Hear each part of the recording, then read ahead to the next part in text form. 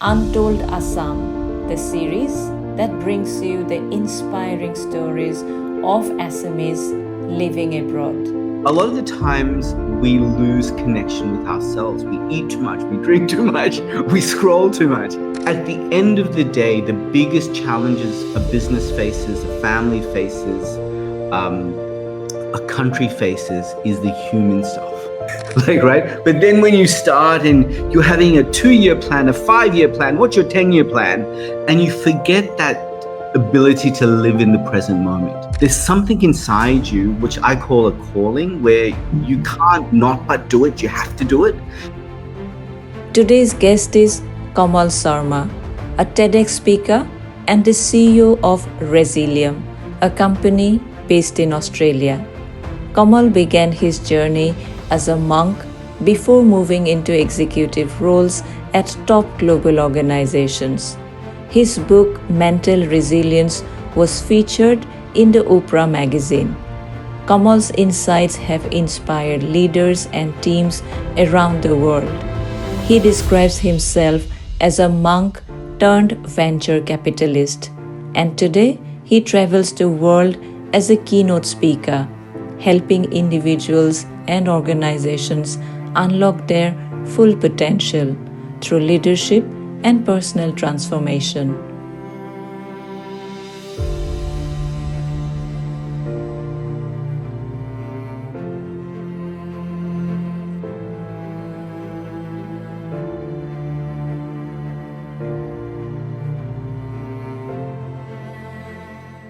Kamal, thank you so much for joining in. It's a great pleasure to have you, and I really appreciate your time. My absolute pleasure. Thanks for having me. So, you have co founded 2 venture capital companies in Australia. You are a TEDx speaker, you have written 3 books, and you are the managing director of Rezilium, a company that teaches companies about leadership, about change management, how to thrive. So let me start by asking a very basic question. Who are you and what do you teach to businesses and to leaders? I'm guessing mostly in Australia. So yeah, I really want to know a little bit more. So I was born in Guwahati. My mom's from Uzunbazar. And we kind of grew up in that family household. I came to Australia when I was 4. I lived in Australia. Australia was very different then. I think we were one of only 2 Assamese families in Sydney at the time, so it's very small. And then I went back to Australia I went back to India when I was 13. I stayed there and studied there in an ashram for about 7 years, came back to Australia when I was 19. I did my economics degree, MBA, joined a company called McKinsey. I was then into funds management, did lots of funds management work, then started 2 venture capital businesses. And then my life had a tragedy. I lost my daughter. She passed away and I really struggled. I wrote a book about it called Mental Resilience, about how the mind works. For some reason, it got onto the Oprah magazine. And I started this public speaking journey speaking about my book and stuff like that. Then people said, come on, you should, leaders need this. So we started a leadership firm about almost 20 years ago now. And I've been doing leadership training and development globally. So in Australia, but in the US, in Asia. And I think to your question, what do I focus on? And I think I focus on 4 main things. And that is connection to yourself. A lot of the times we lose connection with ourselves. We eat too much, we drink too much, we scroll too much. And number 2 is connection to other people in our family, our kids, our boyfriends, girlfriends, mothers, fathers, our partners. And then if, our work colleagues, and if that gets fractured, we really struggle. Then I teach connection to purpose. What do you do when you get up in the morning? Do you go, woohoo, I'm ready to go. I've got purpose in my life. I've got some meaning in my life. And the last one is connection to planet. You have spoken about your background and what you do. It sounds like You are almost like the personal trainer for business and leaders to build muscles, isn't it? For resilience, like you have said, to build themselves for the future. And I feel like it must be through a blend of ancient wisdom, because you just spoke about your studies in ashram, which we'll come to in a minute, but also with modern strategy. So you spoke just a while back about your childhood, how you moved to Australia with your parents just at the age of 4. How was it like? Like, did it or everything feel like unfamiliar? It's very interesting because you just spoke about how now you teach businesses and leaders about resilience, about how to adapt. And I'm guessing that time when you were 4, you moved, maybe there wasn't anyone to teach you how to feel comfortable with the unfamiliar. Do you have any recollection? Yeah, Yeah. I do. I do. So when I came to Australia, although our English was okay, we spoke Assamese English in Australia. So a lot of people couldn't understand our accents. I remember my dad would speak very, very fast. And people would say, slow down.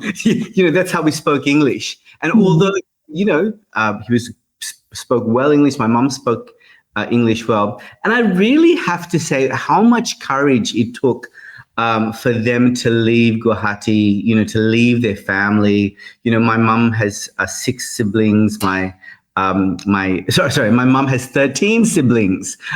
My dad has 5 siblings. To leave that big family to come to Australia when you didn't know anybody, there weren't that many Assamese people. You didn't understand the language. You didn't understand the food. There was no internet. There's no WhatsApp. So it took a lot of courage, and I really respect that of my parents and any immigrants, I think, that leave a safe environment to come to a very, like you have, you've come to an environment that you don't know of. A couple of things I do remember is that number one is I used to go to school and I'd be speaking in English, but if I didn't know a word, I'd just put an English word in. Sorry, I'd put an Assamese word in, so I'd be speaking fluent English, and then I didn't understand a word, and I'd just say, oh, I put the Assamese word in. So that was really funny. And so the teachers would say to my parents, don't speak to him in Assamese, speak to him in English. So I think for a 4-year-old, I'm sure that resilience, if no one taught you, but you learned it out of necessity. You have spoken about your ashram experience at the age of 13. Your parents decided to send you to an ashram in India to study. Did you retaliate that idea? Like, did it feel alienating? And Sorry. Yeah, because you describe yourself as someone having lived the life of a monk. Did you actually enjoy that life? So living in the ashram was hard, going from Australia as a 13-year-old Australian kid going to India. So I've always felt Indian in Australia and Australian in India, which is really hard. So you really feel like you don't belong. So full disclosure, I was very lonely. Full disclosure, it was really hard. I found it hard. I found it hard to go to India. I find it very hard to come back. And I think there's a sense, we all crave belonging. And I really miss that sense of belonging anywhere. And I still do, I think. I think loneliness is a big issue. I think loneliness and a sense of connection and belonging. And I think we all miss that. And I think it's getting worse and worse and worse. The more interconnected we are, the more disconnected we are. And I think also life has gotten so busy that we don't have that, I remember growing up just hanging out with my cousins, and it was like, who needed a party? You just needed to go to Aita's place. And when you go to Aita's place, all the cousins were there and, she would be there. And yeah, I kind of miss that. You describe your journey as from monk to venture capitalist, which is quite a shift. Like you said before, you have studied economics, you have pursued an MBA, you worked for McKinsey. People, it's like a dream job for so many to work for McKinsey. But you decided to quit corporate world and start your consultancy firm. what led you to make that decision? And I also want to know, did it have anything to do with the ashram life that you had, that it changed your view towards the world, towards work, life? Do you think that might have something to do with this decision? So no, well, funnily enough, no. It's really funny. So I studied the Bhagavad Gita. I studied, Vedas and stuff like that when I was in the ashram, which was great. But when you're a 13-year-old kid, Yeah. you don't truly understand what renunciation means. You don't truly understand what attachment means. And so I could recite the Bhagavad Gita, but I don't think I internalized it or I understood it. Or I was very lucky. I got to study Judaism. I got to study Islam. I got to study Christianity. I studied all the religions. And when you're a kid, you go, they're saying the same stuff. What are we fighting for? So when you're a kid, you're going like, this is weird. Like, it's just the same concepts coming from it from different angle. So, but when you're a kid, you don't have that history, you don't have that sense of maturity to understand those concepts. So 13 to 19.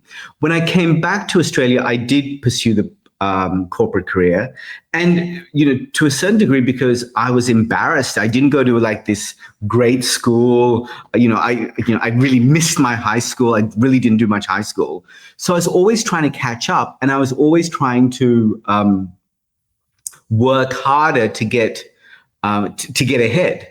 And so you work hard. I was drinking 7 cups of coffee a day. I was working every single day. And so you forgot that kind of, that centeredness.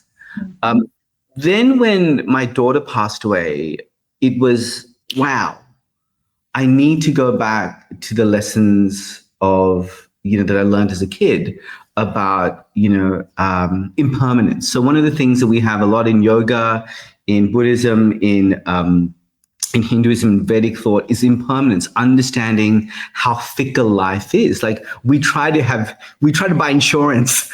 You can't buy insurance for tomorrow.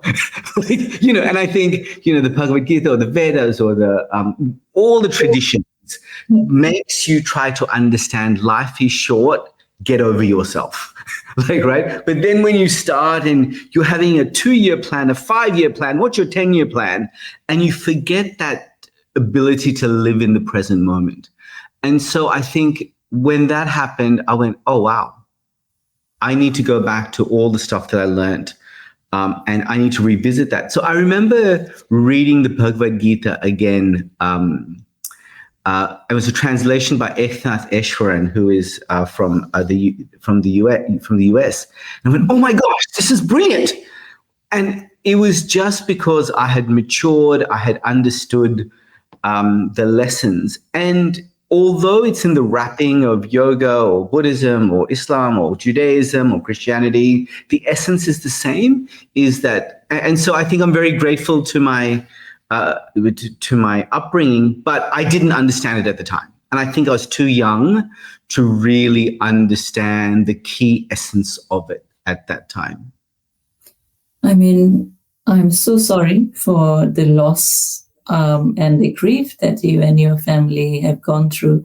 And also, thanks for sharing that personal story.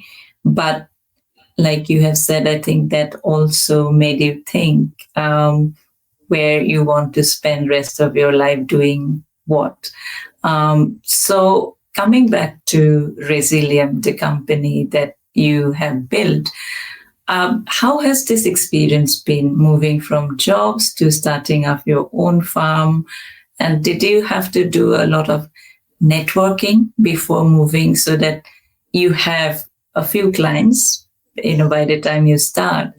And how big is Rezilium now? I think you said about 20 years. What is your vision for the company? Wow, that's a great question. So when we started Rezilium, there was no Facebook or internet, all the social media there wasn't there. So looking back on it, it scares me. Why'd you leave a great job and start this? And I think there's sometimes there's something inside you, which I call a calling, where you can't not but do it. You have to do it. It's not a strategy. And I think if you look at the data, all the data would show it's a really, really dumb idea to start a business because most businesses fail in the first year. It's really hard. It's like, I think marriage and starting a business. If you look at the data, you wouldn't do it, but we still do it because we feel connected to the purpose and stuff like that. So I think the biggest thing is shifting your mindset from being an employee to an entrepreneur. I think that is the hardest shift to make, because what you do is, and I was brought up that you finish university, you get a good company, you start a job, then you work in that job until you retire. What I think that kept me going is there's a huge gap in people's lives, and that is we struggle. It's all the people issues that make it hard, be it in your relationship with your kids, your partner, your team colleagues. It's all the people issues, the human skills that people can't get. And now with AI, I think all the intellectual stuff, that's tick, we're done, we're good. But at the end of the day, the biggest challenges a business faces, a family faces, a country faces is the human stuff. And if you can get that right, then the other stuff is easier. If you struggle to get that right, the other stuff is really hard. So that's why we started Rezilium. It's all the human skills, all those people skills that people really struggle with. Your experience through working with all these different organizations, what do you think is the most common leadership mistake that you see all the time? And also in terms of organizations as well, what mistakes do they make or they are making in the current business landscape? The biggest challenge I think it is miscommunication and then the lack of connection. That is the biggest thing that I find time and time again. Most people want to go to work and do a great job. I think 99% of the people. What happens though is that things get in the way. So the big things that we talk about is making things go right rather than fixing them up when they go wrong. So make sure that you invest the time, the energy, and the resources to making things go right and giving people the leadership skills. So what we find is that most people start off as an engineer, an accountant, or an IT person. Then they get promoted to a management role, which is they've got to manage people, resources, and then they get put into a leadership role. Yes. The problem is people are put into leadership roles without the right skills and tools. So what you do is then you go back to try to being a good manager to be a good leader, and that doesn't work. You need to make sure you have the right leadership skills to lead yourself and others. I think that is the big thing. I think one of the troubles with companies is that they do not see that having this connection that we are talking about, relationship actually adds value. Is that what your job is, your company's job is, to show how it is all linked to profit? Because companies understand strategy, understand profit. They do not understand the human side of things so well. You're right. It's a great question. It's a really good question. So most organizations pursue profits. And I think that's wrong. I think you're going to get yourself exhausted, tired, and you're not going to have people really involved in the mission of the business. Our belief is that profits should pursue you. Because if you get the right formula with your people and your customers, profits will follow you. It's not rocket science, but it's making sure. But people don't understand that because we were never taught this. We were taught we need to motivate ourselves. We need to, we need to make sure that we're looking. How much do they produce? No. People will come to work and they want to make sure that they do a good job if they feel connected with the purpose of the business, if they feel connected to the leaders. What leaders need to be able to do is understand the other person's values and work with that. What happens is we have our value system and we shove it down other people's throats. You don't want to be doing that. You want to make sure you have the skills and tools to, and that's what we teach. We teach, how do you figure out another person's value system? That is challenging. But once you can figure that out, you can inspire them according to their value system, not your value system. So we have spoken about the companies, what their mistakes are. Let's talk about individuals, whether students, working professionals, homemakers, even older generations. Through your work of working with people from different walks of life, what is one thing that we are struggling with the most in today's world? You have said about disconnection, but is there anything else that you think we all are struggling? I think in your working life, most people are struggling with time, not getting enough time to exercise, eat well, spend time with their. So I think time has become a big issue. So I think we become addicted to the clock. I think we don't have much space. So we're running, but we're not quite sure what we're running towards, and it's exhausting. So that's number one. And I think the second thing is loneliness. I think they're kind of related. I think amongst the older generation, we're feeling more disconnected. So it's going to come back to connection. My biggest thing is that we feel interconnected. I see, like, when I go to, functions, people are on their WhatsApp and they're in a function. What are you doing? Like, or on Facebook or on Instagram. I think what we crave is human connection. What we're missing is human connection. And I would say, at the end of the day, the biggest challenge is that we seek dopamine. So when we pick up our phone, when we touch our phone, we get dopamine. What we're really looking for is serotonin and oxytocin.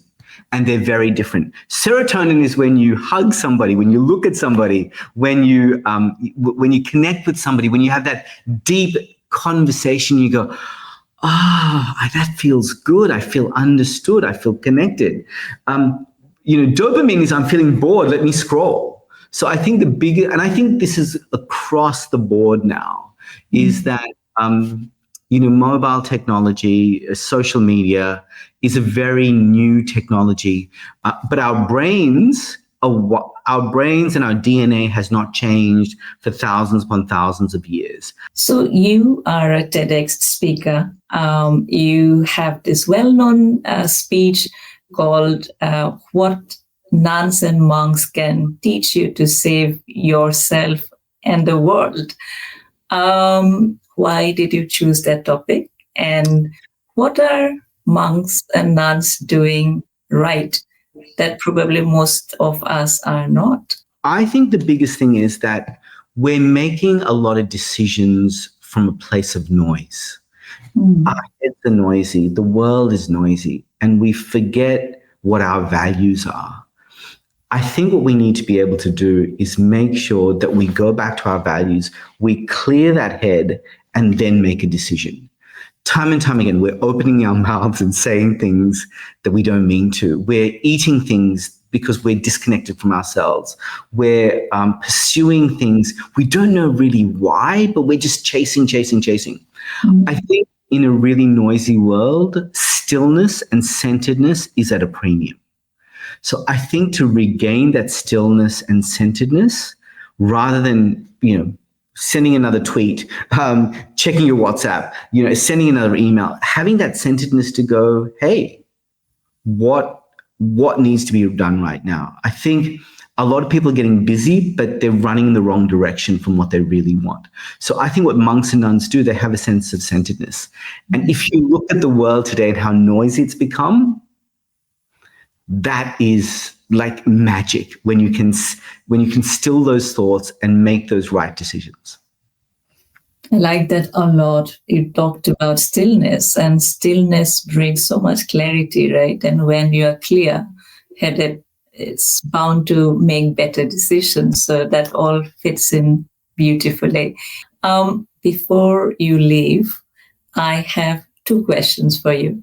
One is, anybody, especially the young adults who aspire to become a leader, who have got big dreams, Is there anything that you would like to tell them? And the second one is not quite related, but like you said a while back, that lives are busy. Everybody seems to be busy, overwhelmed. We all want everything. Keeping all of that in mind, what does a good life look like to you? I think the most important skill, be it in your personal life or your professional life, is human skills. Learn how to connect with other human beings. Learn how to connect them on a one-to-one level. Learn how to connect them with a team level. Learn how to connect in a wider, I do presentations to 5,000 people. It's the same thing. You got to learn how to connect, at a one-to-one level, at a group level, or a larger level. So I think, and I talked about this before, go deep on human skills is a life where you feel connected to yourself, connected to the people you love, you care about, that you work with, your community, connected to a purpose, and just connected to a planet that, that's very fragile. Also, thank you for sharing all the insights that you have gathered through your work. Thank you for your time, and I wish you all the very best. Thank you so much for having me. I'm hoping that people in Assam get something out of this. My cousins, hi everybody. But no, thank you for having me. And I'm obviously really, really proud to be have gone on this journey. And my Assamese heritage and what my parents taught me, the Assameseness I think is there. So very much, thank you so much.